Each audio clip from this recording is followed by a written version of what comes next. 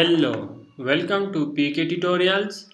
तो आज के लेक्चर में हम देखेंगे डिटेल्स और समरी के टैग के बारे में कि ये क्या होता है और इसे क्यों यूज़ किया जाता है। तो आइए देखते हैं आज इसे। तो डिटेल्स टैग जो है वो किस लिए यूज़ होता है। तो अगर यूज़र चाहे तो जो डिटेल्स के अंदर समरी में लिखा जाता है उसको हाइड कर सकता है या शो कर सकता है, और उसको अपनी मर्ज़ी से हाइड और शो करवा सकता है। तो इसको इंटरेक्टिव भी बना सकते हैं बाकी लैंग्वेज वगैरह से, CSS जावास्क्रिप्ट वगैरह से उसको इस्तेमाल करके। इसके अलावा इसके अंदर एक एट्रीब्यूट होता है, ओपन एट्रीब्यूट। अगर इसको डिटेल्स में यूज़ किया जाए तो ऑलरेडी जो डिटेल्स है यानी समरी है वो पहले से ही ओपन आता है। फिर तो अगर उसको यूज़ ना करें तो क्लोज आती है, और फिर इस पर क्लिक करने से इसे ओपन करना पड़ता है।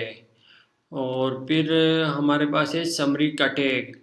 तो समरी का टैग क्या करता है, वो जो हमारा जो डिटेल्स है उसको हेडिंग देता है, यानी ऊपर जो डिटेल्स दिखाता है उसकी जगह हम जो हेडिंग देते हैं वो हम समरी के टैग से दे सकते हैं।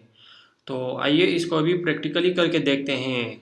तो यहाँ पे मैंने एक HTML का डॉक्यूमेंट ओपन किया है, और यहाँ पे अभी बॉडी के टैग के अंदर मैं राइट कर लेता हूँ। यहाँ पे मैं डिटेल्स का टैग लगा देता हूँ, तो और इसे क्लोज भी कर लेता हूँ यहाँ पे। तो ये मैंने डिटेल्स का टैग लगा दिया, और अब इसके अंदर मैं एक हेडिंग दे देता हूँ या पैराग्राफ राइट कर लेता हूँ। यहाँ पे मैं पैराग्राफ को राइट कर देता हूँ। मैं यहाँ पे कुछ कॉपी कर लेता हूँ, यहाँ से मैं इसको कॉपी कर लेता हूँ, यहाँ पे पेस्ट कर देता हूँ। और अब इसको सेव करते हैं। यानी डिटेल्स के अंदर हम जो कुछ भी शो करवाना चाहते हैं वो हम इसके अंदर लिखेंगे। तो अभी इसको ब्राउज़र में चेक करते हैं। तो ये देखें, यह हमारे पास डिटेल्स आ गया। यानी एक अगर मैं इस पर क्लिक करूँ तो ये देखें मेरे पास कुछ टेक्स्ट शो हो गया। तो हम इसको इस तरह से शो करवा सकते हैं। यानी इस डिटेल्स पर क्लिक करने से हमारा जो टेक्स्ट है वो शो हो सकता है, और इस पर फिर क्लिक करने से वो हाइड हो सकता है। और अगर आप चाहते हैं कि ये इस पर क्लिक किए बगैर हमारा जो ये टेक्स्ट है ये पहले से ही ओपन आए, यानी इस तरह पहले से ही हो, जैसे हम पेज को लोड करें तो ये पहले से ओपन हो, तो उसके लिए क्या करेंगे। तो उसके लिए हम यहाँ पे एक एट्रीब्यूट यूज़ करेंगे डिटेल्स के अंदर।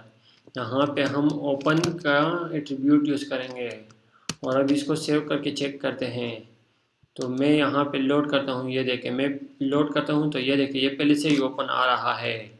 और फिर इसको हम यहाँ से क्लोज़ और ओपन कर सकते हैं।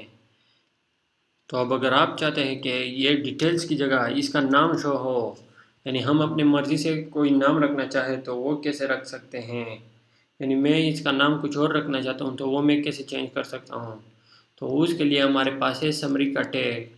तो मैं यहाँ पे समरी का टैग राइट कर लेता हूँ, और इसको यहाँ पे क्लोज़ भी कर लेता हूँ।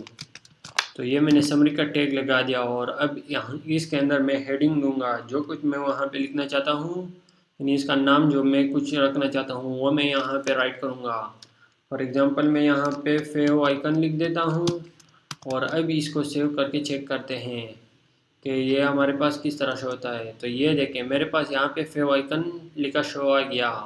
पहले यहाँ पे डिटेल्स लिखा हुआ था, ये अब फेव आइकन यहाँ पे आ गया। तो समरी के टैग को हम इसलिए यूज़ करते हैं।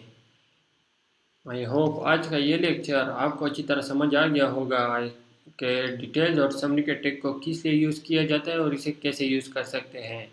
ओके। अगर कंप्लीट लेक्चर से रिलेटेड आपका कोई क्वेश्चन भी है या कुछ समझ नहीं आया है तो आप कमेंट करके पूछ सकते हैं।